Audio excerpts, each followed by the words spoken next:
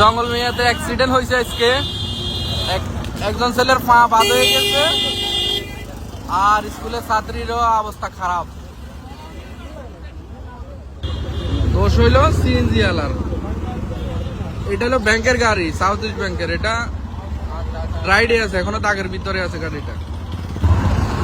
এই যে দেখেন সিএনজির অবস্থা কি। দোষ হলো সিএনজি আলার, ওভারটেক করতে যায় কন্টেসে গাড়ি চালায়।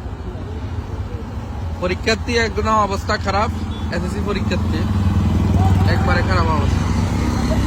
সিএনজির অবস্থা শেষ। সামনে যে ছেলেটা ছিল, এই ছেলেটার ফাটা বাদ হয়ে গেছে, একবারে ভাঙি।